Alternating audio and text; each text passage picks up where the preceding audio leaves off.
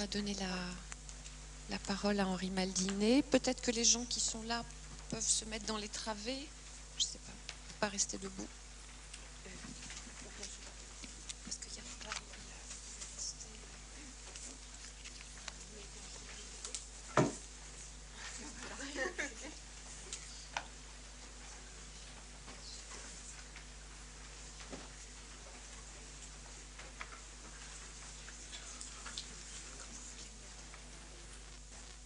Donc, pour notre dernière communication, j'ai le très grand plaisir d'accueillir ici Henri Maldinet.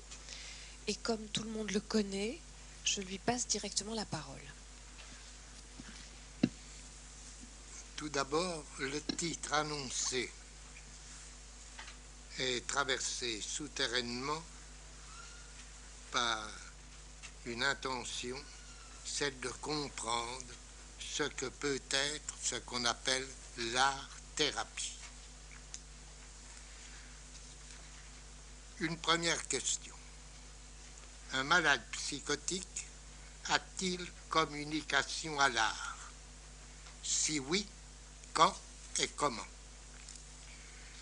Ne parlons pas d'effets produits, de réaction, ni même de réponse, car c'est là traduire la présence à une œuvre d'art dans les termes et dans la perspective d'une psychologie élaborée par ailleurs.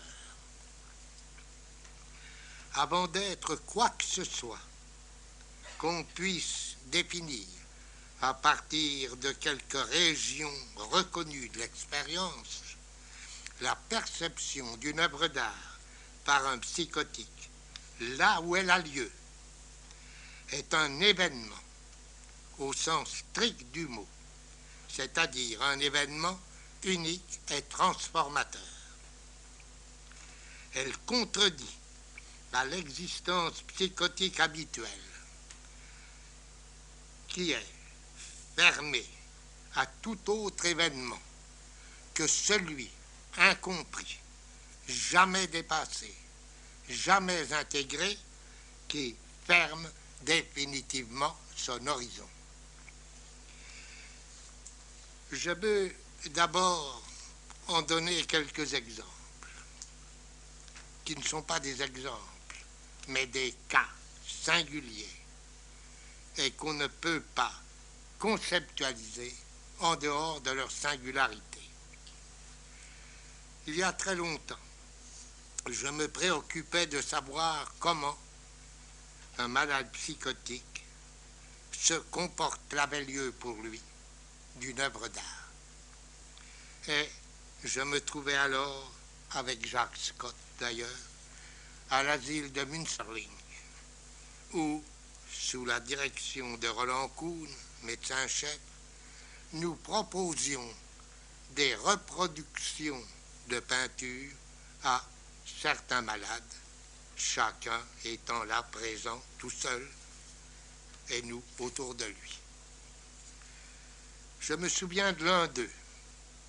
C'était un schizophrène interné depuis 17 ans, vivant, d'après Kuhn, généralement dans un mutisme absolu et souvent dans des phases de prostration, où Kuhn pressentait qu'il y avait au fond de son état ce qu'il m'a appelé une immense terreur, à qui nous avons présenté, disons, une série d'œuvres, par exemple des paysages de Cézanne. On est venu à lui présenter une des dernières baigneuses de Renoir. Non pas les toutes dernières, disons, massives, allongées, mais une baigneuse rayonnante, irradiant la lumière, et qui se présentait un peu de trois quarts arrière. Or, ce malade, en train de jouer avec un lacet, jetant un regard furtif sur l'œuvre, n'a eu qu'un mot. Die Goldene Zone des Lebens, le soleil d'or de la vie. Aucune autre expression ne peut mieux décrire la climatique de cette peinture, en même temps que, je dirais, l'essence même de son espace. Et au bout d'un instant, Kuhn ayant été appelé au dehors est sorti, et au moment où il ouvrait la porte, le malade a dit: à qui le tour de ces messieurs? Il avait été 20 ans auparavant garçon coiffeur à Lausanne. Une réminiscence brusque, un peu à la manière d'Illier sortant pour Proust du bruit d'une cuillère sur une tasse, avec un instant. Il ne s'agit pas d'un souvenir. On n'allait pas du présent vers le passé, c'est le passé qui ressurgissait à l'instant. Ainsi, il y avait, disons, un commencement de réinsertion à un moment de ce qu'avait été sa vie. Le deuxième exemple est autre et se rapporte à un malade à l'hôpital psychiatrique de Lyon, du Binatier, à qui on avait présenté une chasse aux lions de Delacroix. Cette chasse aux lions n'est pas une œuvre fondamentalement représentative. Elle constitue une espèce d'enchevêtrement de muscles ou de lignes de force, dirait-on, telles que, avant de percevoir ce qui est les images qui sont ici présentées dans cet ensemble, on voit d'abord cet espace enchevêtré. Et le malade s'est dressé, a levé le bras en arrière en disant « j'y planterai un trident ».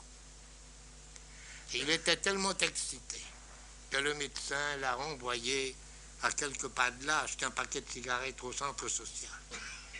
Et quand il est revenu, presque aussitôt, il s'est assis le dos contre le mur, dans un état demi-cataleptique, en répétant sans cesse « c'est le paradis, c'est le paradis ». Le dernier exemple que je donnerai, c'est celui de Kuhn, s'entretenant avec un malade schizophrène, en présence d'une gravure de Talcott, un vol d'oiseau, fait de taches voltigeantes sur un fond blanc intense, où les interstices sont aussi importants que les taches, et avec lequel Kuhn, m'a-t-il dit, s'est mis à dialoguer de telle manière qu'il ne reconnaissait absolument plus son malade et ne pouvait plus même le ressaisir comme malade. Ce qu'il a fait aussi une autre fois à l'occasion de la perception du ravin de Van Gogh. Or, voyez-vous, tous ces événements transformateurs ont une espèce de contrepartie dans la réalisation des œuvres de certains malades. En voici deux. Je tire le premier exemple du texte de Kuhn sur la question des limites dans la schizophrénie, où son malade Weber, qui ne rêve que d'unir le national et l'international, le privé et le public, le propre et l'étranger, parce qu'il est en défaut de communication avec les autres. Celui-là fait le plan d'une ville qui représente une tentative de solution à son problème. Dans son état réel, il vit dans une contamination confuse avec l'autre, telle qui rappelle ce qu'on trouve au début de la démence précoce ou le groupe de schizophrénie de Bleuler, ce malade à qui est là, et devant lui se trouve une chaise, on l'enlève et il se précipite en disant « Je suis le Christ, je suis crucifié, on vient de me tuer », en lui enlevant quelque chose de son monde, ce qui veut dire que son Umwelt, dont le centre est son corps propre, est devenu objectif, tel qu'on peut agir sur lui, le détruire ou le transformer. Mais surtout que désormais, tous ces rapports au monde se font à l'intérieur de cet Umwelt personnel. Voilà pourquoi tout ce qui peut se passer le concerne directement. Or, ce malade qui est dans un état de contamination avec tout ce qui est pour lui en dehors, il rêve d'une union avec lui. Et c'est à cet effet qu'il fait le plan d'une ville autarcique, fermée sur soi, telle même que tous les 6 mois. On y institue une procession qui s'empare à nouveau du péribole de la ville pour la ramener à elle-même, pour l'empêcher de se perdre dans le no man's land. Aux frontières de la ville se trouvent ceux qu'il appelle des grades universitaires, il veut dire des gradués d'université qui écrivent des livres, desquels on ne sait rien, qui sont, disons, en réceptivité obscure avec le dehors, no man's land. En dehors de cela, dans la ville, tout ce qui est à l'intérieur de la ville se trouve à l'état de séparation, parce que tout est réduit à cette dimension qu'on nomme en allemand Vorhanden, ce qui est devant la main, comme à l'étalage, qu'on n'a jamais à la main, que ce soit les rues, les maisons, les mots, les produits, où l'abstrait et le concret n'ont aucune différence, projetés qu'ils sont tous dans l'en-face avec lequel, précisément, il n'y a pas de communication, il n'y a pas de rencontre. Or, vous voyez par conséquent que l'état réel du malade est comme projeté dans l'expression qu'il tente de donner à son état idéal sous la forme d'un délire. Et il est donc lui-même ici enfermé. Un autre exemple que je donnerai, c'est celle d'une malade qui, aux étudiants qui avaient reçu du docteur Ballet l'autorisation de rentrer en contact dans l'asile même avec les malades, demandait à plusieurs reprises « Est-ce que j'existe ?» Quelle réponse donner? La seule, en tout cas, à ne pas donner, c'était de lui dire « Mais vous existez puisque vous posez la question. » Parce que c'était couper court à tout contact. La seule façon, peut-être, tu t'es dit « Mais qu'est-ce que ça veut dire, exister ?»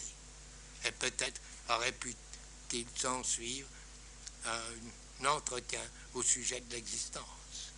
Mais en tout cas, cette malade était telle qu'elle exécutait, en somme, 2 sortes des peintures à l'atelier d'ergothérapie et des broderies qu'elle faisait toute seule. Elle abandonnait ses peintures très facilement. Quant à ses broderies, elle se refusait en général à les communiquer. Or, qu'étaient ces broderies? C'était, disons, des parties absolument séparées de son corps. Le cœur, les poumons, les opages, l'intestin, etc. C'est-à-dire qu'il consacrait ce que disait la Pankopf, qui a nommé la dissociation de l'image du corps. Mais, en réalité, c'était une défense. Contre quoi? Contre un autre état obsédant. Celui dans lequel, comme elle disait, elle allait rejoindre sa bête. Et qui était une espèce de sac excrémentiel et purulent. Son corps devenu son propre sarcophage, au sens propre, se dévorant lui-même, se résorbant en lui-même.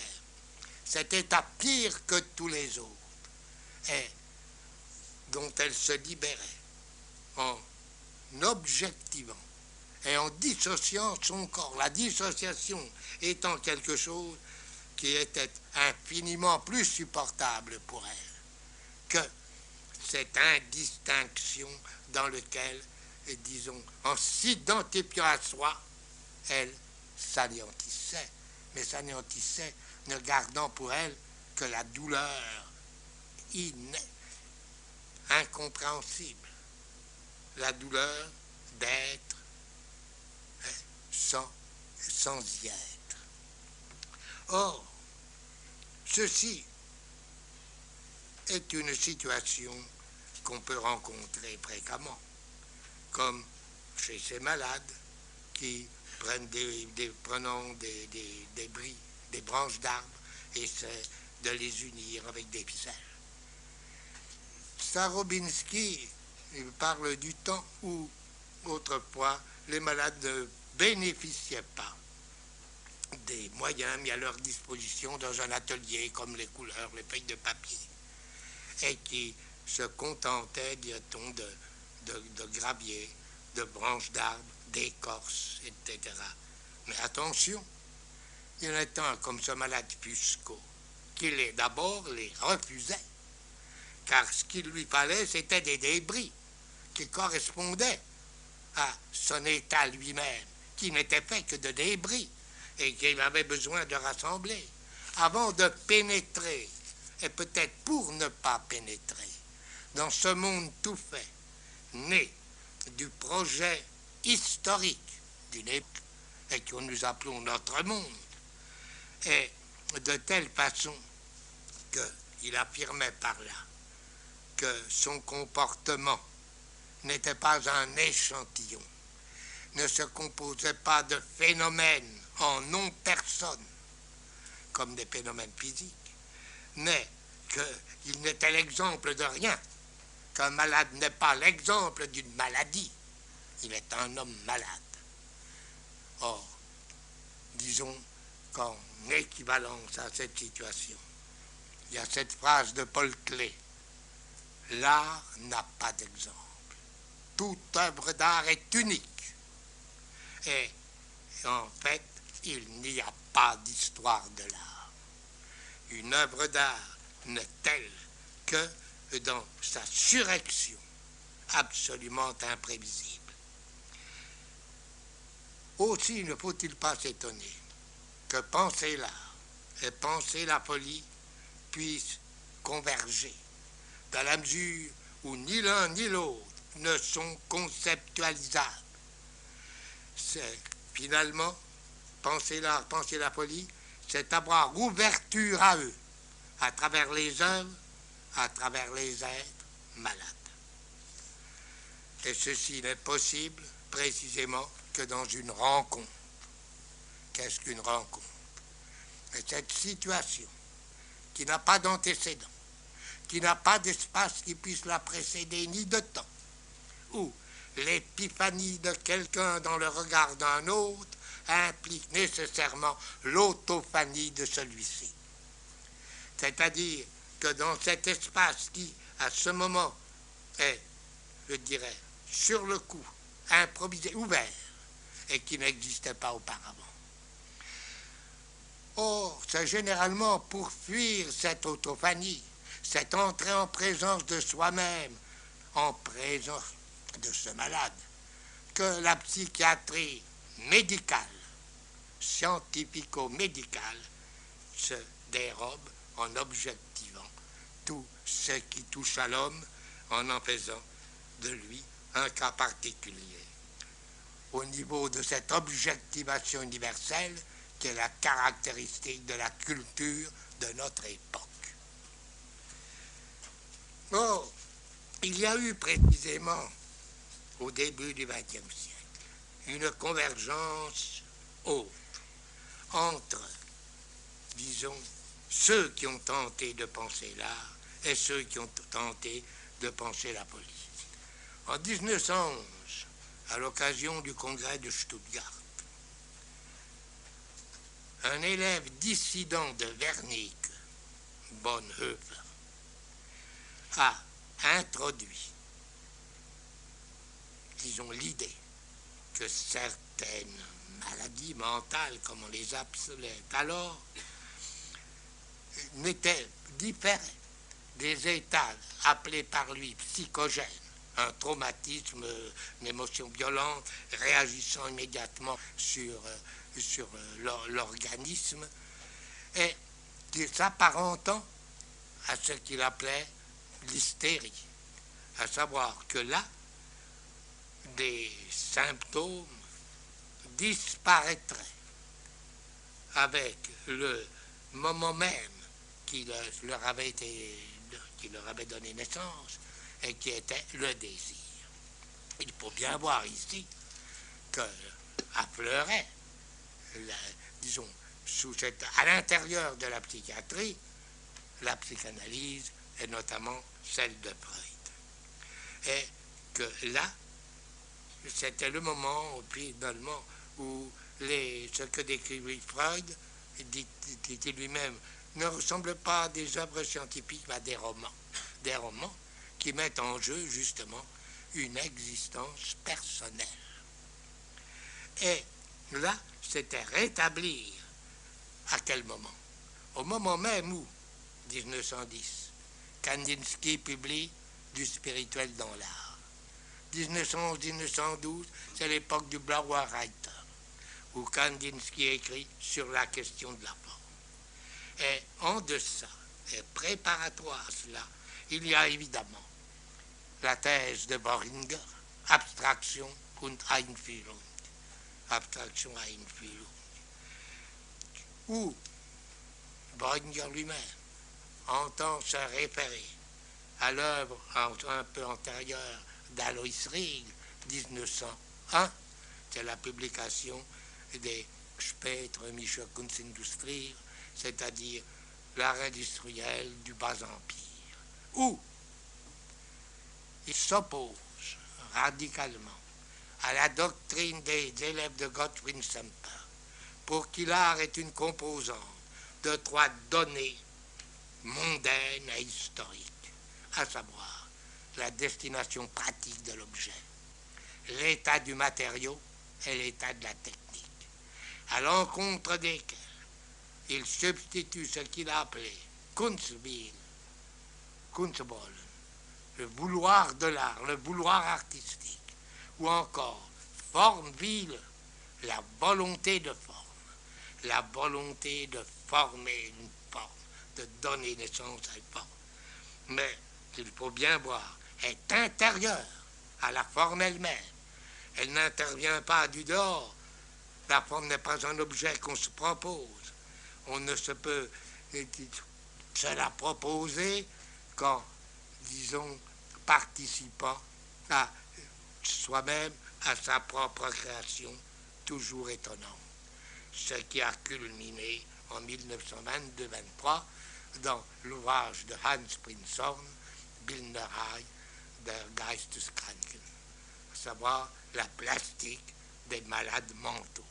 Et évidemment, presque exclusivement des schizophrènes, des seuls qui figurent dans l'ouvrage de Prinzhorn, auquel correspond d'ailleurs le terme de Geistkranke, en opposition à Gemüt, Kranke, qui concerne la psychose mélancolique et la psychose maniaque. Or, disons que là, ce qui est le plus remarquable dans l'ouvrage de Prinzhorn, c'est quand il étudie les moments formateurs de l'œuvre d'art, ou les moments formateurs de la formation de la forme, ceux qui sont ici inclus en elle, sont les mêmes qui lui permettent de comprendre les œuvres des malades mentaux. Ce qui veut dire simplement que la maladie mentale est fondamentalement une maladie humaine, qu'elle est une expression de l'homme en tant que tel, dont les défaillances sont incluses dans sa constitution même. Et ici, d'où les titres, le fondement psychologique de la formation de la forme. Or, cette formation, c'est ce qu'il a nommé Gestaltung, en opposition d'ailleurs à Gestalt. Il ne s'agit pas de la forme réalisée, il s'agit du mouvement formateur de la forme, qui est la forme elle-même.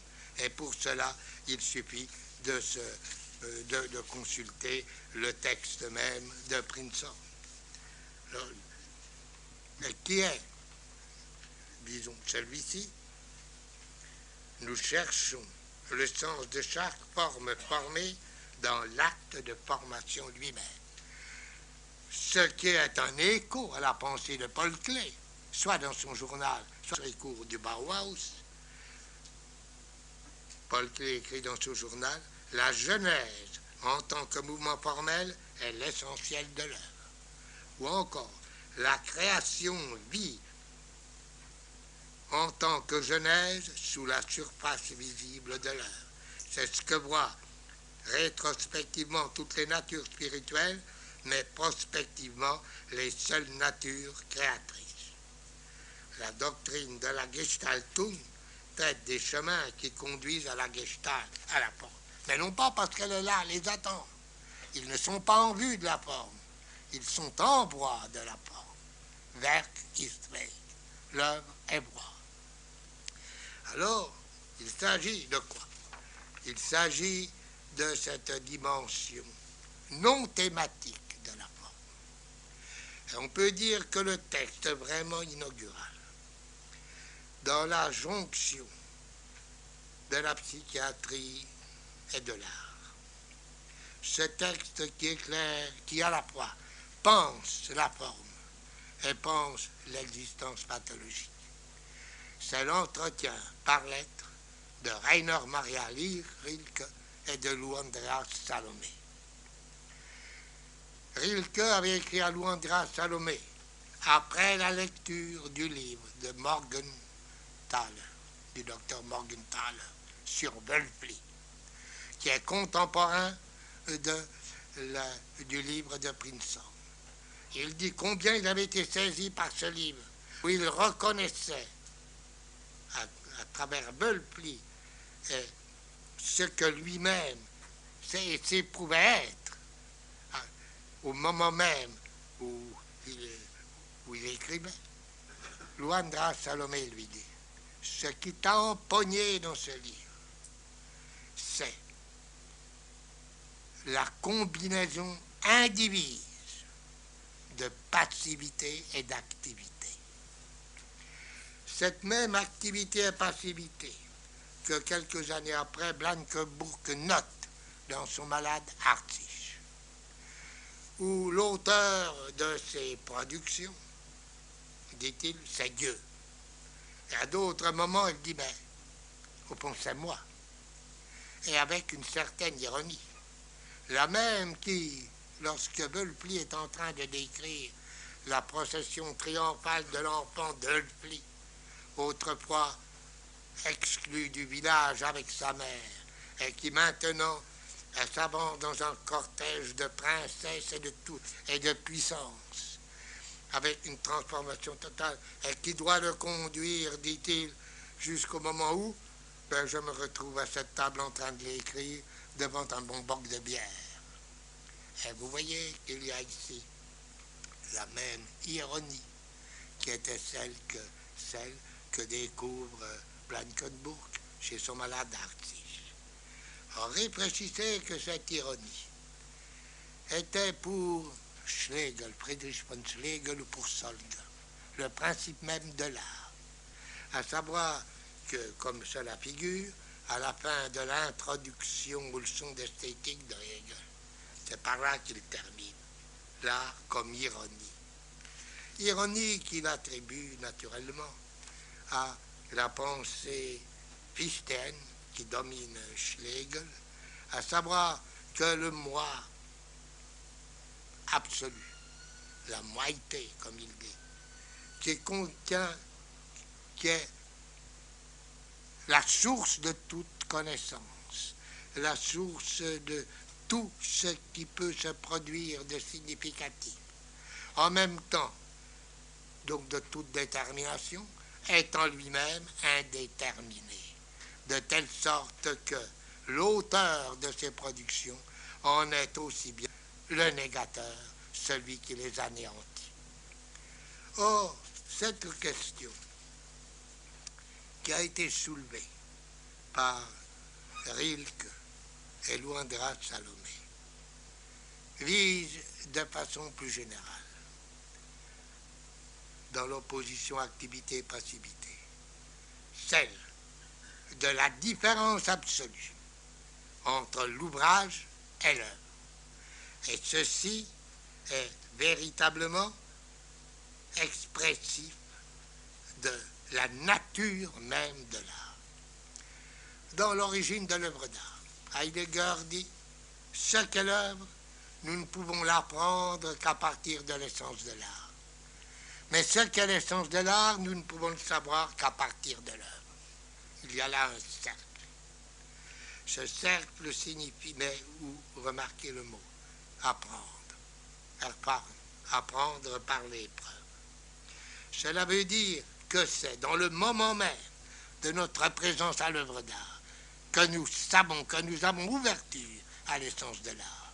Et que dès que nous l'exprimons postérieurement, rétrospectivement dans une formule qui nécessairement fera usage d'un concept, nous cessons de savoir véritablement ce que nous sommes en train de dire lorsque nous prononçons le mot d'art.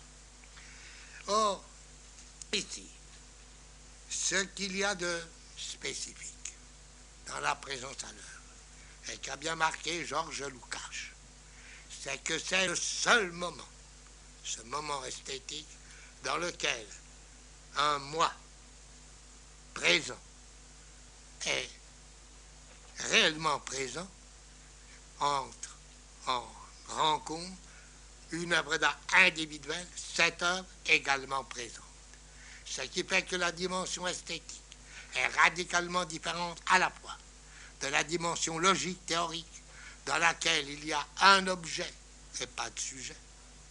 Il n'y a qu'une subjectivité induite, mais le seul objet, c'est l'ensemble des propositions vraies. Et que dans l'attitude éthique ou morale, elle se résume, qui se résume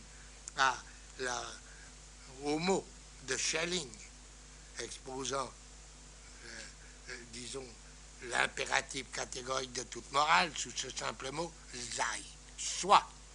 Or, ce soi ne peut s'adresser qu'à un sujet éthique lui-même, et non pas un sujet antérieur. Il n'y a pas d'objet dans l'éthique, il n'y a qu'à être. Or, dans l'œuvre d'art, ou avec l'œuvre d'art, il n'y a pratiquement ni sujet ni objet. Il y a moi et cette œuvre. Il y a quoi? Une introduction à la réalité. Elle n'est que là. Cette même réalité qui autrefois m'avait saisi devant la Sainte Victoire de Cézanne, celle qui se trouve à Saint-Pétersbourg, et au regard de laquelle tout le reste des œuvres n'était réel que par convention. C'est ce moment, le seul moment non conventionnel. Or, pourquoi et en quoi? Quels sont précisément les moments fondateurs de l'œuvre d'art qui le nécessitent? En général, ils ne sont pas aperçus. Même Kandinsky, dans Pointe et Ligne, dans leur rapport à la surface, quand il fait, disons, quand il dresse un tableau, il forme une sorte de répertoire eidétique, par exemple des formes verticales, horizontales, obliques, ou lorsque, parlant de la couleur, on enquête sur les dimensions de la couleur, sur la teinte, sur la texture, sur la saturation, sur la valeur, sur le moment adductif ou abductif, sur le moment expansif ou contracte des couleurs. À ce moment, on n'a pas encore fait un seul pas dans ce qui fait une œuvre d'art. On a une doctrine des éléments qui se trouvent dans le monde, qui peuvent donner lieu à des champs pré-spatiaux, mais en dehors de toute esthétique artistique. Car les éléments d'une œuvre, les éléments qu'on énumère ainsi, ne sont pas des moments de forme. Ils ne sont des moments de forme qu'à communiquer entre eux, et chacun avec soi, à l'horizon de tous les autres, à même la genèse de cette œuvre unique qui les parcourt en reprenant sous œuvre les éléments qui sont donnés dans le monde. qui les reprend sous œuvre en les intégrant à un tout autre espace. Et c'est précisément le moment de la Gestaltung, le moment, disons, de la genèse de la forme. C'est ce moment qui a été fortement marqué, aussi bien par Paul Klee que par Prinzhorn, mais aussi, au même moment, par, on peut dire, Mondrian, qui en 1917 avait, dans la première édition, le premier numéro de la revue de Style, le style, avait introduit, son premier article, il s'appelait la nouvelle Gestaltung, la nouvelle formation de la forme. Car ce qu'il s'agit de reconnaître dans une forme, c'est la dimension qui la fait forme, celle que Karl Einstein a appelée sa dimension formelle. Or, la dimension formelle d'une œuvre ou d'une forme est la dimension suivant laquelle elle se forme et existe à se former. Et cette dimension qui est génératrice de son espace, c'est le rythme. Or, disons ceci, premièrement, une œuvre d'art ne se compose pas de forme. Un rythme ne se compose pas de rythme partiel. Une œuvre d'art ne comporte qu'une forme, celle qu'elle est, à se former, et qui est le rythme générateur de son espace. Naturellement, le rythme n'est pas la cadence. Il n'est pas non plus ce qui tourne rond. Il n'est pas ce que Aristote a nommé l'ordre des temps, puisque c'est lui qui est fondateur de sa temporalité et de sa spatialité propre. Et ici, ce qui est par conséquent, je ne dis pas caractéristique, ce qui est le dimensionnel du rythme, c'est qu'il est d'abord discontinu et qu'il franchit toutes les failles, tous les moments critiques qui marquent sa discontinuité. Il est premièrement, le rythme ne s'ouvre que dans l'ouvert. Et deuxièmement, l'ouvert ne s'ouvre en lui que sous la forme de ces riens, de ces failles que sont ces moments critiques, dans lesquels il est mis en demeure de se transformer en lui-même ou de s'anéantir. Se transformer en lui-même. Une expression qui disconvient à toute espèce d'étang et à toute relation étant-néant, parce que, disons, elle ne peut convenir qu'à ce qui n'est pas un étang, à ce qui est une existence. Le rythme est fondamentalement un existentiel.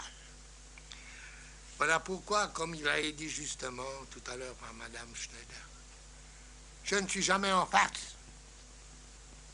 Il n'y a pas de représentation du rythme. C'est pourquoi il n'y a pas de notation rythmique. Même les neumes qui notent des tensions ne notent pas le rythme. Ils notent des rapports entre deux moments formels. Mais, disons, ici, c'est cette chose, s'ouvrir. Le rythme n'a lieu que dans l'ouvert, lequel ne s'ouvre en lui, ne s'ouvre qu'en lui, ne s'ouvre en lui dans la paille. Or, il en va de même de toute manifestation. C'est la définition même de l'apparaître. Toute manifestation a lieu dans l'ouvert, et dans la mesure seulement où il s'ouvre en elle. Et voilà, disons, c'est ce qu'avait très bien compris Schweitzer lorsqu'il parle du chaos. Lorsqu'il dit que le chaos n'a communication avec rien, pas même avec soi. Et qu'il faut, pour l'ouvrir, la collaboration de forme et de sans forme. L'idée de la collaboration de sans forme est fondamentale. Elle signifie que toute naissance formelle, procède de l'absence de forme, étant non pas vers une forme définie, mais vers ce d'où la forme est encore absente. Et alors seulement, quand une forme est sans forme, pour remercier Chaos de son urbanité, ouvre en lui des orifices qui le mettent en communication. Les 7 orifices, c'est pas les yeux, les oreilles, les narines, la bouche, tels que, à la 7e, c'en était fait. Chaos était mort. Il n'y avait plus de chaos. Il était rentré en communication. Avec quoi? Avec le dehors et avec soi. Et ici, c'est bien là le problème, la question fondamentale. Le rythme n'est pas une unité harmonique qu'on puisse découvrir quelque part. Hölderlin le marque très bien dans ses essais de 95, à savoir que le rythme ne peut être qu'une harmonie réelle, c'est-à-dire qu'il traverse des résistances, des obstacles. C'est-à-dire quoi? C'est-à-dire ce qui se rencontre sans raison d'être ou de n'être pas. Donnons un exemple. Quelle raison y a-t-il à l'existence du rouge ou du bleu? Aucune. Pourquoi y a-t-il du bleu et du rouge? Or, dans les œuvres de Mondrian, disons des environs de l'année 25, rouge, bleu, jaune, noir et blanc, figurent et sont justifiées d'être ensemble et d'être ce qu'ils sont par une œuvre qui brusquement surgit et dont l'être est en lui-même à être. Non pas qu'elle est à être quelque chose qu'elle devient, mais son être est impliqué dans son être. Ce qu'elle est à être. C'est l'auto-justification. Et vous la trouvez presque son maximum dans le Grand Losange de 1931, permet intégrant une verticale horizontale. Et cela veut dire que l'œuvre d'art surgit, et surgit dans son, non pas dans son tout, dans son ouverture, telle façon qu'on ne peut pas l'analyser. Une œuvre d'art est par essence indéconstructible. On ne peut déconstruire que ce qui est d'ordre de l'objet, que ce qui est de l'ordre du logique. Il n'y a de logique que de l'objet. Or, ici, précisément, ce qu'opère l'art, c'est la justification des rencontres qui sont de simples heures, qui sont de simples contacts. Dans cette rencontre unique avec l'œuvre, dont Lukács a marqué l'exceptionnalité, puisqu'elle n'appartient ni à l'ordre théorique, ni à l'ordre éthique. Or, remarquez que ce qui caractérise les psychoses, c'est toujours l'impossibilité d'une rencontre. Prenons dans le cas de la schizophrénie le maniérisme. Qu'est-ce que signifie le maniérisme? Il signifie qu'un homme est devenu l'acteur de son propre personnage, le représentant lui-même comme acteur. C'est une tautologie, cette tautologie ludique. Toute rencontre est deux fois impossible, à la fois par ce sens du jeu et par ce sens de la tautologie. Si vous prenez la mélancolie, le malade se plaindra de ne pas pouvoir accompagner, et même de ne pas pouvoir rencontrer les choses. Elles ont perdu leur tournure. Cette malade de Cône qui doit choisir des verres dans le buffet est frappée de stupeur, elle ne sait plus. Ils ont perdu leur bévannis, leur tournure. Ils sont vorhanden, donnés en face, comme à l'étalage. Et ils ne sont plus, il n'est plus possible de les ajuster à une action qui a perdu elle-même son sens, disons, de tournure, son sens de pouvoir être un monde. Elle reste frappée. De même dans la manie, même déjà dans l'état hypomaniaque, de l'homme assis sur un tabouret de bar, ayant déjà bu, qui voit circuler les gens autour de lui. Mais comme quoi? Comme des êtres qui sont immédiatement à sa disposition, qu'il connaît immédiatement, mais qu'il ne connaît qu'à raison de leur indétermination photomatique, et qui se retrouve dans le rêve du maniaque. Disons, dans un état à disposition, mais dans un état informe, et lui-même n'ayant pas de forme. C'est-à-dire que là, disons, c'est le moment où l'élévation, la Verstigenheit maniaque, élève l'homme au-dessus et par conséquent en dehors de toute réalité possible. Et vous voyez qu'il tente à chaque fois de réagir, de lutter contre cette déréalisation. Par exemple, mélancolique par la plainte. Ah, si seulement, ou si seulement je n'avais pas, je n'en serais pas là. Ou le maniaque par la provocation, par la conjuration du temps, surtout que le présent n'arrive pas. Voilà pourquoi il inverse perpétuellement le temps qui arrive de telle façon que jamais il ne se transforme en temps qui s'en va. Et effectivement, la schizophrénie lutte de toute la force de cet autre monde, de son refus d'adaptation au monde qui vaut la peine d'être considéré.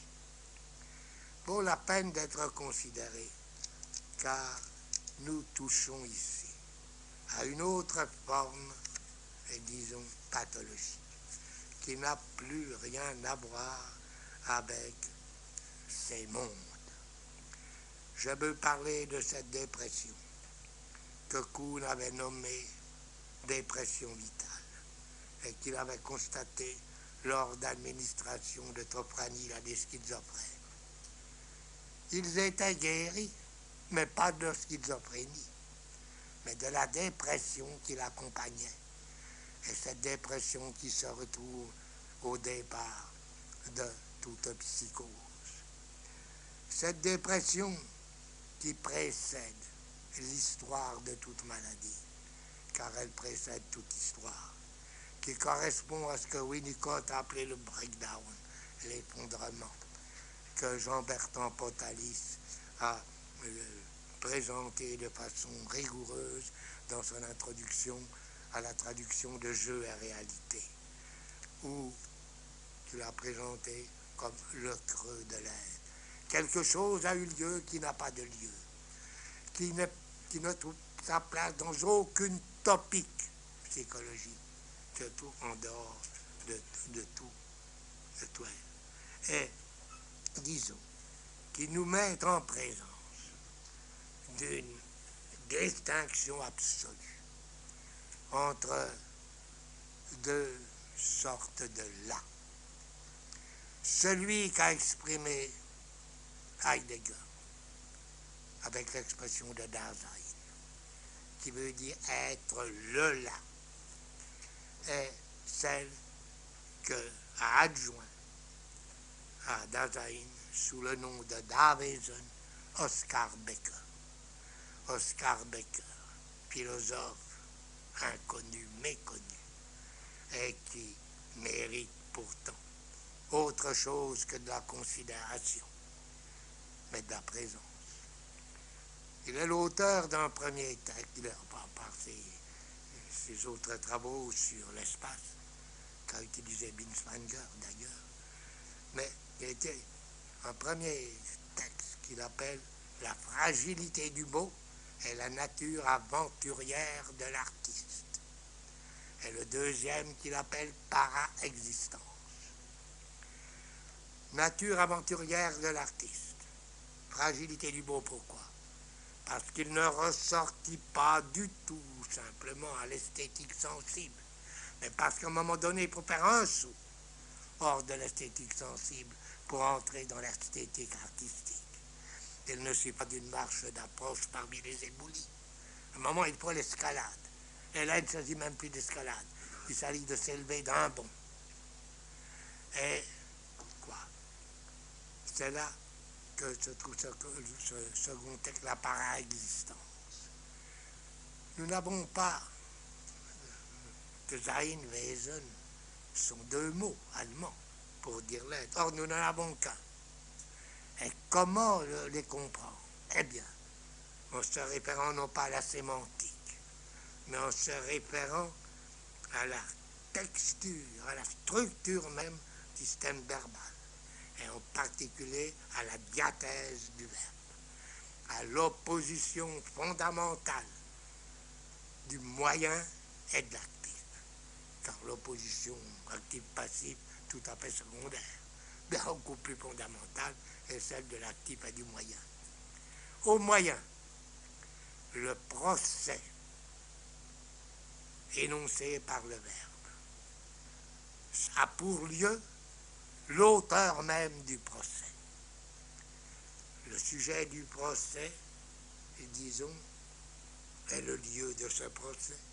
Cela veut dire qu'il est le là du monde en lequel ce procès se déroule. Il est le là de ce monde. Il habite un monde dont nous sommes le là. Vous reconnaissez par là le Dasein de Heidegger, dont l'idée de mondéité est apparue en lui. Je veux dire, entre l'armistice et la paix de la Première Guerre mondiale, au moment où il a découvert le monde sous sa forme tragique, il a formulé la modalité, la mondéité. Et tandis que, alors, où se passe le procès de l'actif? Où a-t-il lieu? Mais pas dans un monde, dans l'ouvert.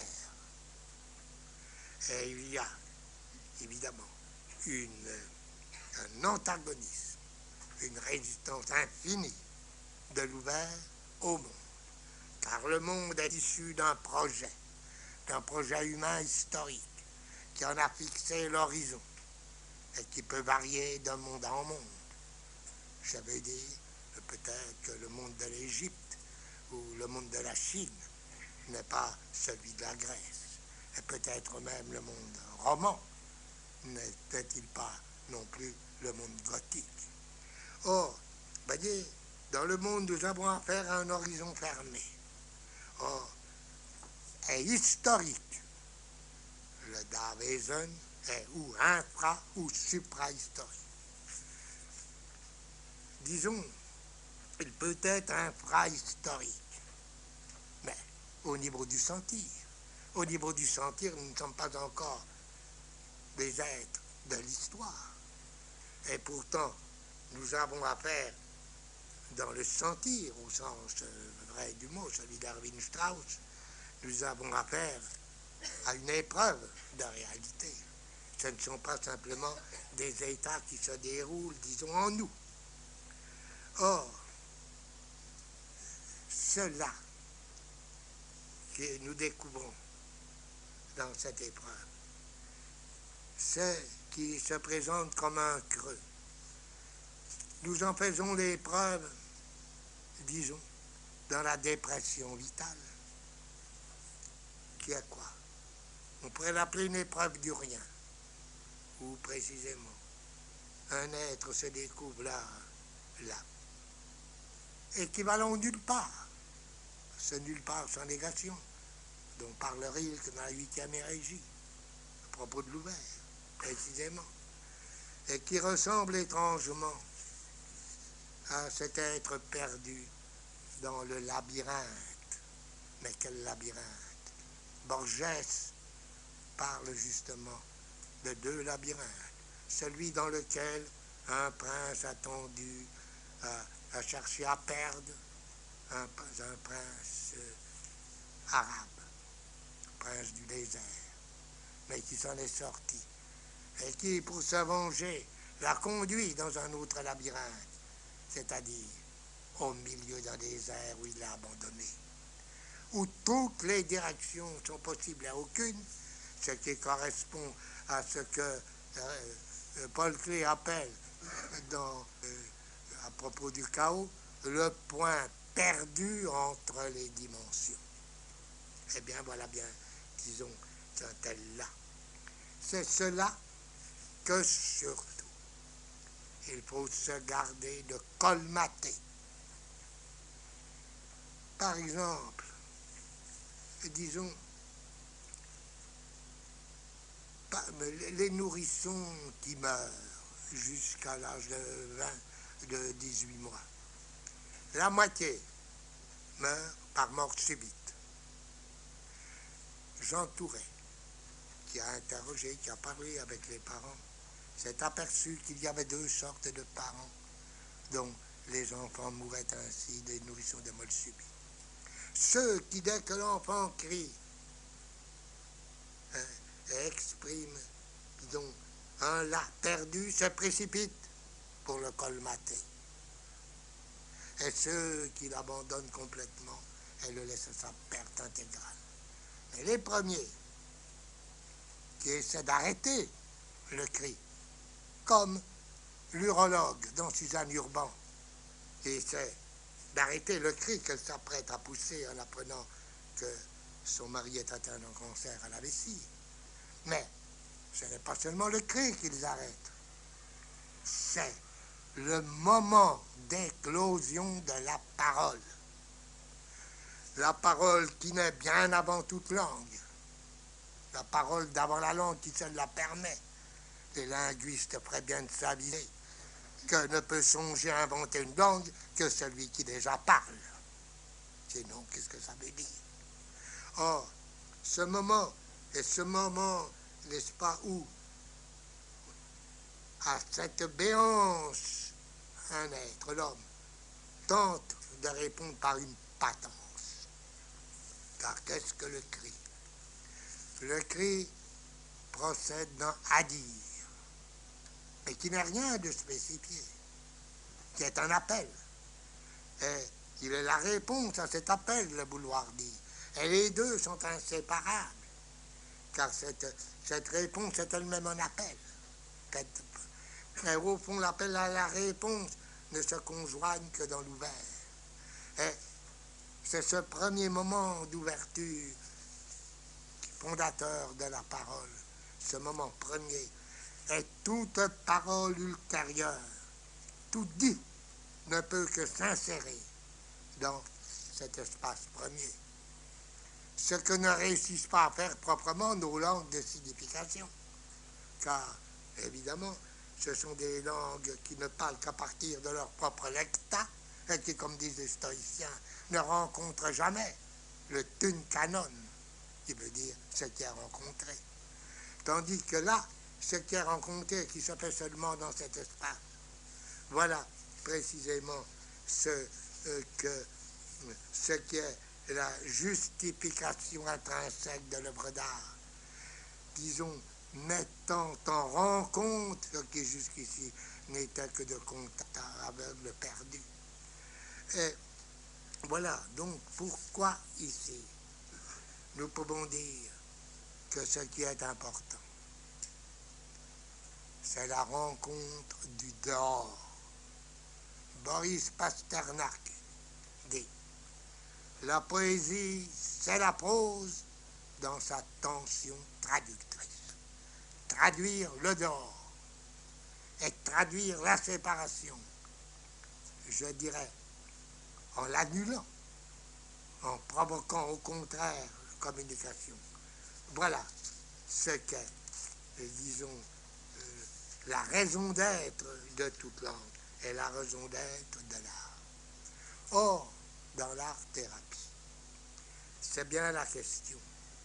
Maintenir le là, surtout ne pas le colmater, ce qui veut dire ne pas tenter d'introduire le malade dans la perspective d'une théorie psychologique, ni dans la théorie du monde qui s'exprime partout, à l'intérieur de l'asile comme à l'extérieur, de ce monde de plus en plus objectif, et que le schizophrène de toute sa force refuse, rejette. C'est là que la leçon de la schizophrénie. Par conséquent, je dirais, maintenir le là. Je donnerai deux exemples. Je donnerai d'abord un exemple d'un malade de l'hospice du Binatier, qui fonctionnait, dont à Lyon, et qui était dirigé par Paul Pelou, un peintre qui, comme avait dit Balvet, ne s'est jamais aperçu qu'il se trouvait dans un asile d'aliénés, parce qu'il traitait ses malades comme des hommes.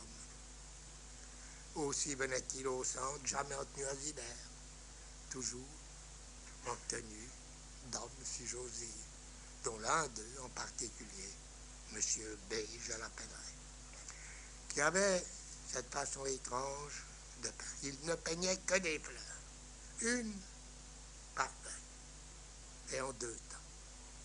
Il laissait toujours en blanc le corolle, la corolle de la fleur.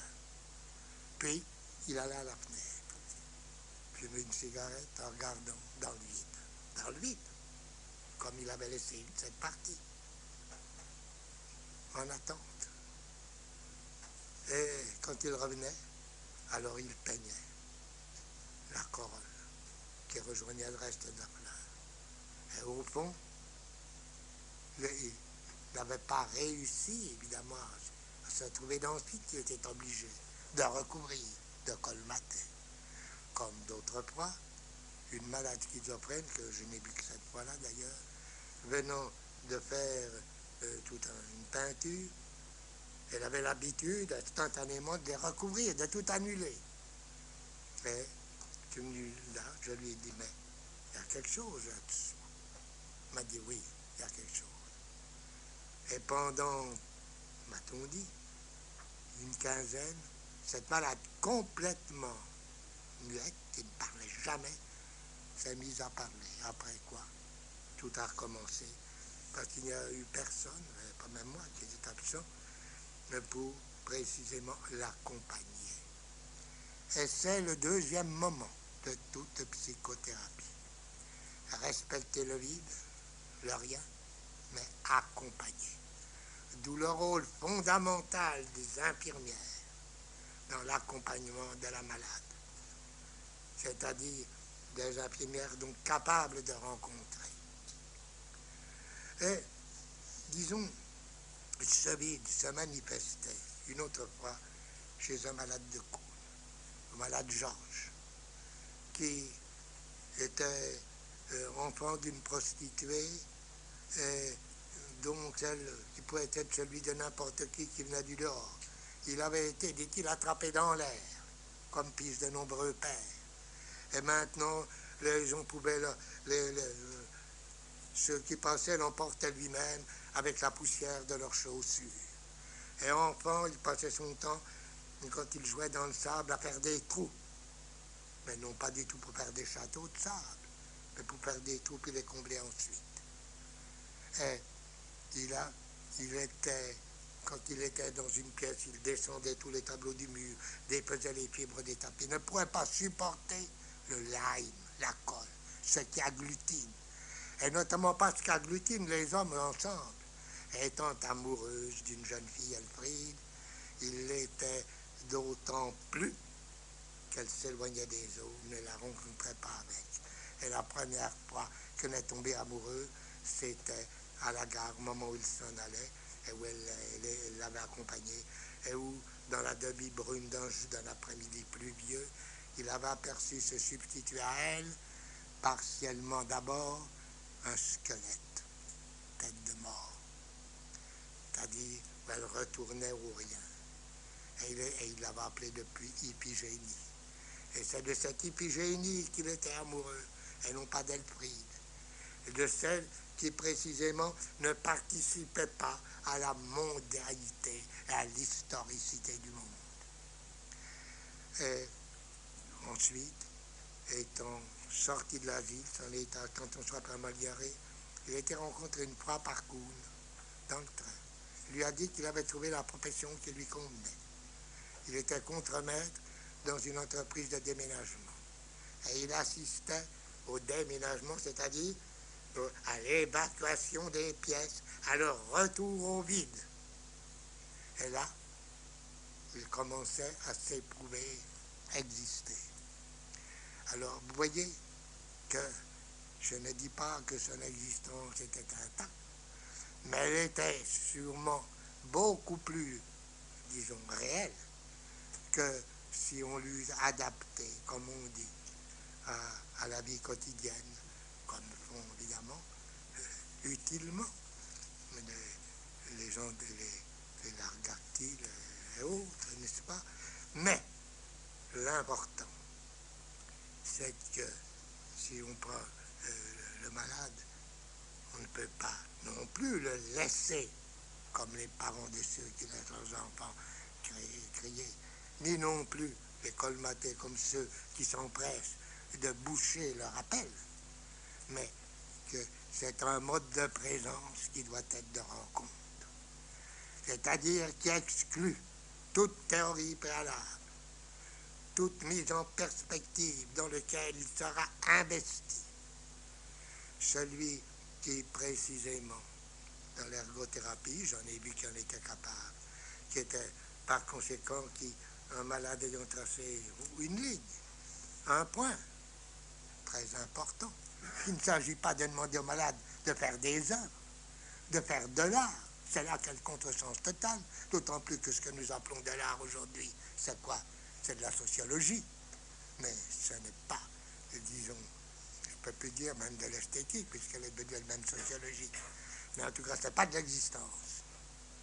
Mais, disons, voyez, quand Gisela Pankot demandait à ses malades de modeler, il modelait d'ailleurs pour elle, en son absence. Il y avait une relation, comme dans toute projection. Un test de projection, par ce projet dans celui qui est là. Voilà pourquoi il ne faut pas qu'il soit ni totalement inconnu, ni trop connu. Voilà pourquoi tous les textes par réponse présupposée, demande de répondre, sont des stupidités, des trahisons totales, autant que le sont les DSM, quand il s'agit de reconnaître un existant, de même que l'œuvre est fondatrice de tout ce qu'elle contient, non pas l'inverse, comme le rythme est fondateur de lui-même. De même, un être malade est fondateur de toutes les expressions. Et tant qu'on n'a pas découvert en quoi, et quand on ne l'a pas amené à reconnaître en quoi il est lui-même fondateur, on n'a rien fait. Par conséquent, je dis que à ce moment, la présence à l'autre est décisive, est la seule chose importante. Elle ne peut se faire au nom, même pas d'une langue, car comme l'a dit Gustave Guillaume, une langue c'est une théorie. Et ici nous sommes en deçà, et en deçà de l'histoire. Et par conséquent, nous pouvons dire même interroger ce qu'est devenu notre histoire. Faute de cela, de cet être perdu initial, de celle d'une humanité qui prétend s'être rencontrée et qui prétend planifier l'existentiel, eh bien, c'est peut-être aux psychiatres, aux analystes, tous ceux qui ont affaire à des êtres dans leur singularité, à sortir, disons, de par leur singularité même, l'humanité qui est engagée dans cette voie qui a été jusqu'ici celle des termites, mais pas encore celle des hommes qui sont des hommes.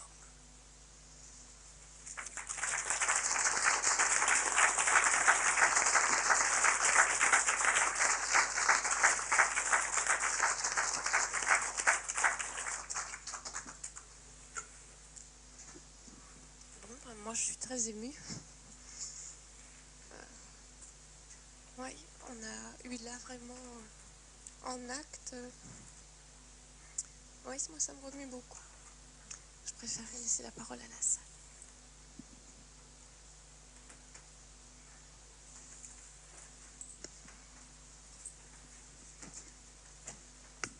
Je voudrais dire deux choses. La première, c'est que comme dans tous les grands moments de pensée et dans les œuvres d'art, il est évident que lorsque la parole s'est tue, il doit y avoir un moment de silence, parce que cela est peut-être révélateur d'un accord dans la résonance.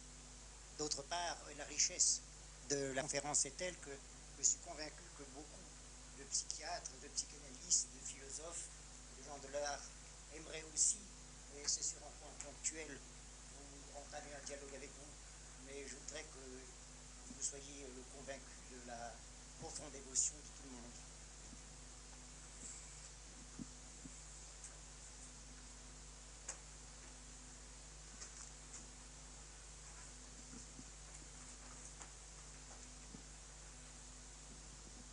Oui, enfin bon, mon intervention ira peut-être dans le sens de cette émotion qui est celle de la salle. Je voulais dire que ce que vous avez dit m'a ramené à une époque où j'ai fait une rencontre qui pour nous philosophes est importante et qui est celle de la maladie mentale.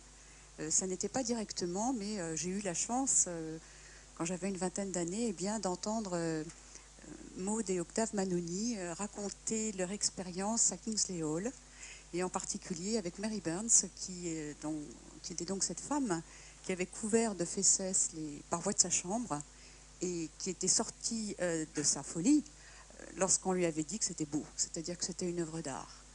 Et je pense qu'il s'agit là, pour moi, d'une épreuve de réalité, c'est-à-dire que nous, philosophes qui sommes dans les théories, eh bien, c'est peut-être justement, je dirais des choses comme ça, tout simplement, qui nous ramènent à ce qu'il y a de plus réel.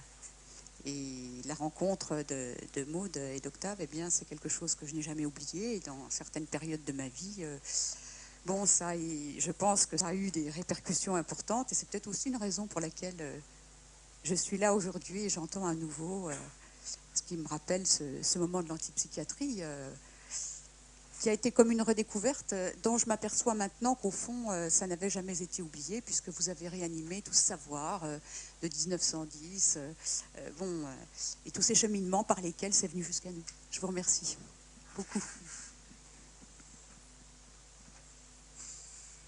Oui, on peut dire que dans le passé, il y a eu des moments où cette présence a été perçue, tout de même dans l'Ajax de Sophocle, quand Ulysse est invité à rire d'Ajax Pou à Athéna. Et Binswanger cite d'ailleurs cette phrase, il dit: bien que Ajax me haïsse, je reconnais en lui quelque chose qui est de moi. Et ce qui pourrait se joindre à la pensée platonicienne, n'est-ce pas, sur la mania, ou la manie poétique, donc artistique, fait partie du même ensemble que la manie béjanique, que la folie. Et c'était dans ce passage du Phèdre où il fait une espèce de présentation anticipée de, on pourrait dire, du principe psychanalytique.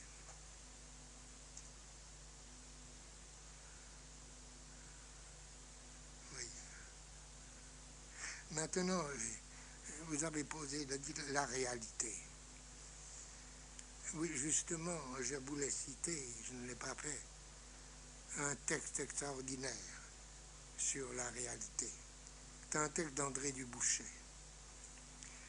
dans Ici en deux, qui se trouve appelé Le Natal.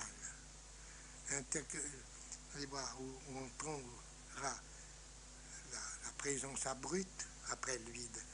Il dit: non, je ne nommerai pas qui, dans les montagnes, ce sera en pleine nuit, allongé sur la route, l'oreille appliquée contre l'empierrement, pour tenter alors, il y a un siècle, d'entendre le roulement de la roue du courrier à porteur de nouvelles. Et, son espoir ne s'étant pas réalisé, comme à côté de lui, a pu, se remettant debout, tout d'un coup, à viser les étoiles, leur éclat dans sa férocité, tel qu'encore il ne les avait jamais perçus. Voyez-vous, à la suite de ce vide, où rien du roulement du monde, de la mondaïté ne s'est produit, plus rien n'arrive, que brusquement est sur lui la face du monde, et dans sa profondeur, et je dirais surtout dans sa sauvagerie, dans laquelle il est lui-même impliqué. Et oui, mais qui est très important dans la sauvagerie de l'être, ce n'est pas du tout une absurdité. Ce qui, au contraire, nous, disons, non seulement nous surprend, nous bouleverse, c'est sa signifiance insignifiable, selon l'expression de Hugo von Hofmannsthal. La réalité est une signifiance insignifiable. Et en effet, voilà pourquoi la langue, sinon parfois la poétique, est incapable de le dire. Il ne s'agit pas de signification. Il ne s'agit plus d'interprétation. C'est là, disons, que c'est ce moment contre lequel toute l'histoire est en défense. Ce moment de la révélation dans la pureté absolue, désertique et en même temps requérante du là. Alors tout ce texte est assez par lui-même, je ne dirais sûrement pas éloquent, car la poésie ne peut pas être éloquente, elle se reste trahie, elle ne peut pas être non plus significative, mais elle se trouve elle-même à ce moment-là participer à la signifiance.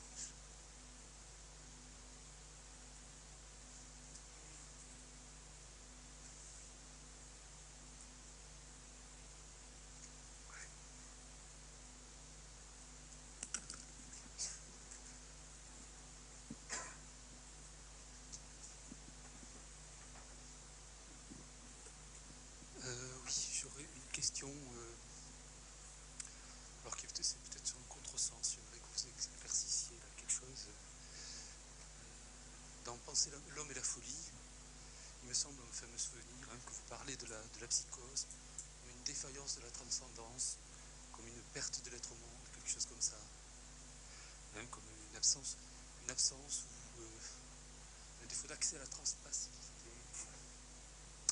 Et ici, dans l'intervention que vous venez de faire, j'ai le sentiment inverse, c'est-à-dire que vous liez la folie à la transcendance même. La folie est une souffrance. Comment? La folie est une souffrance d'un être transcendant, par essence. La folie révèle peut-être même une certaine forme de la transcendance de l'être. La terreur, l'angoisse, à travers la terreur, l'angoisse et la souffrance. Et il me semble qu'il y a là, est-ce que ma perception est bonne là? Ou est-ce que vraiment il y a un écart entre votre discours aujourd'hui et ce que vous avez pu écrire au moment de Penser l'homme et la folie? Je ne sais pas si je me suis bien exprimé. Oui, quand je dis, voyez-vous, c'est Tosquelles qui un jour a dit à Jean Houry, en automobile, après un long silence, la schizophrénie, c'est le collapsus de la transcendance. Oui, parce que, vous savez, là, c'est lié à l'objectivation. Dès que j'objective, il n'y a plus de transcendance. Vous voyez, la transcendance a des ressacs où elle s'annule. Par exemple, l'image est le ressac de l'imagination. Voilà pourquoi, finalement, dans une œuvre d'art figurative, si l'image s'installe comme ça, comme une motricité qui n'est pas rythmique, qui n'a pas en elle cette genèse qui la dépasse, car elle est morte. Vous voyez, elle ne vit que parce qu'elle est inscrite, non, parce qu'elle s'instaure dans un espace qui est son lieu. toute forme suscite l'espace comme son lieu. Il ne faut pas comprendre l'espace et le lieu. Je veux dire que vraiment le lieu, c'est un espace qui n'est jamais l'espace objectif. Pourquoi Platon a éprouvé le besoin de l'appeler Cora et non pas Topos, est tel qu'il est en incidence interne réciproque avec la forme. L'un ne peut pas aller sans l'autre, il s'appelle de l'intérieur. Vous ne pouvez pas extraire, disons, une ligne ou un carré coloré de Kandinsky, d'une de ses œuvres qui sont réellement des œuvres, quand pas plus que vous pouvez extraire, disons, un personnage de Bruegel de son tableau, son indien en tire à la fois personnage et le tableau. C'est-à-dire qu'une œuvre n'est jamais un complexe d'éléments, justement, puisqu'ils ne vivent chacun que de la présence de l'œuvre en eux tous, de cette action rythmique. Et c'est là que, disons, effectivement, ce que cela appelle, cela dans sa perdition, il appelle son ouverture. Il y a au fond toute transcendance est ouverture.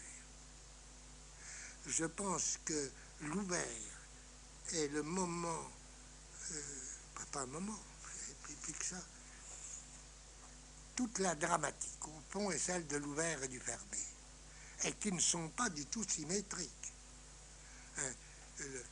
L'ouvert exclut le fermé exclut l'ouvert, et vous le voyez dans une architecture.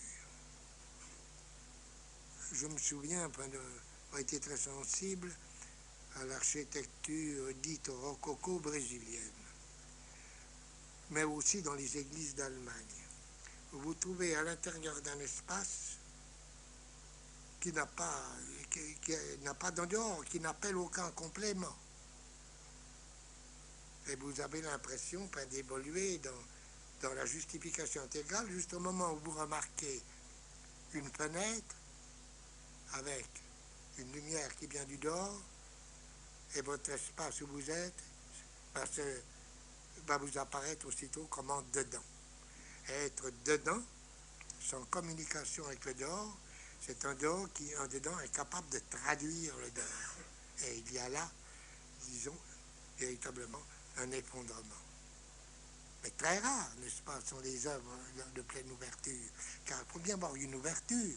Et elle est en ouverture. On ne peut pas parler de l'ouvert comme de quelque chose de donné. Ce n'est pas un tout. Il est lui-même, si vous voulez, le surgissement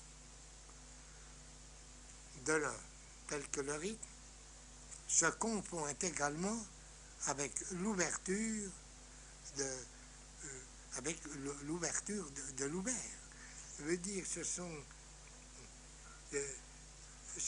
sont jamais des états de choses, mais ils sont toujours, disons, en voie d'eux-mêmes.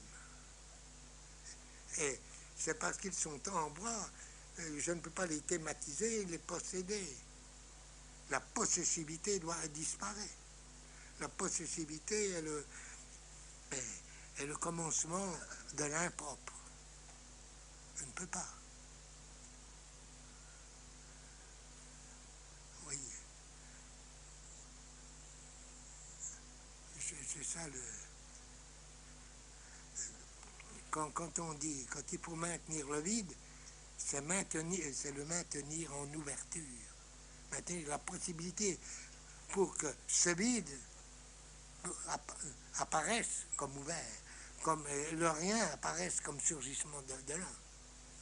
C'est là qu'il faudrait reprendre toute la notion antique de l'un, sur lequel tout ce qu'on a pu dire après, même les commentaires des historiens de la philosophie, quels qu'ils soient, sont superficiels.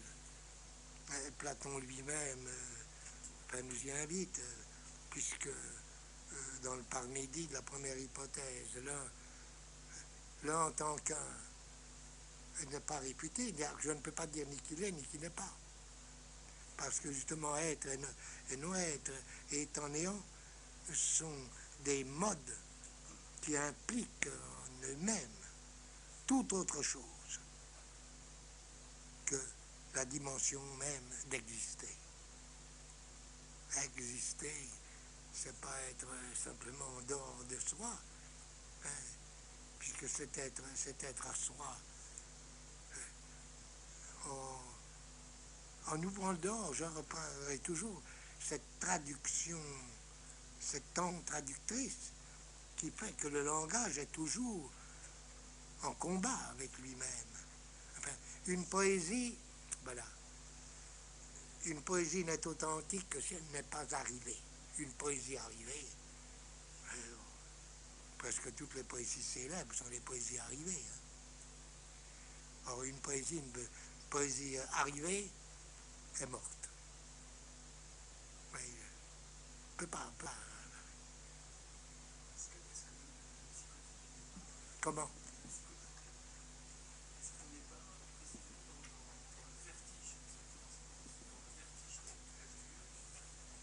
Oui. Dans le vertige de cette ouverture, dont en même temps il se défend en se fermant, mais est-ce qu'il n'est pas par excellence peut-être dans l'ouvert, à même l'ouvert? Je vous répondrai par un vertige, celui que je crois Paul le Silenciaire présente dans sa description de Sainte-Sophie. Quand il dit « Tout l'édifice paraît tourner autour de vous ». Et soi-même, on est dans le vertige. Et c'est un moment essentiel à laquelle il n'est mis fin qu'au moment où on aperçoit la coupole.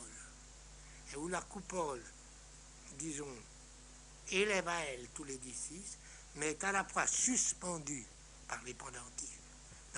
C'est-à-dire où la dimension descendante et ascendante de la verticalité plus de l'ouverture ne sont qu'une, c'est-à-dire la dimension rythmique, qui ne se produit pas, par exemple, à Saint-Marc de Venise. C'est la grande supériorité de Sainte-Sophie sur Saint-Marc. Mais ceci, il y a toujours un vertige dont seul le rythme peut non pas vous sortir en le niant, mais en l'accomplissant en lui. Et vous prenez le rythme, quand on voit des gens qui ont le vertige, par exemple en montagne, vous voyez qu'il y a les deux directions. Disons, ils sont absorbés par le lointain qui les attire, qui se creuse, et disons, repoussés par l'amont qui les surplombe, ça repère, mais va rejoindre ce vide. En d'autres termes, dans le vertige, non seulement nous n'avons pas de là, nous n'avons pas de ici. Et c'est ainsi, c'est ce que dans Solnès, le constructeur, apparaît bien, n'est pas à chaque étage.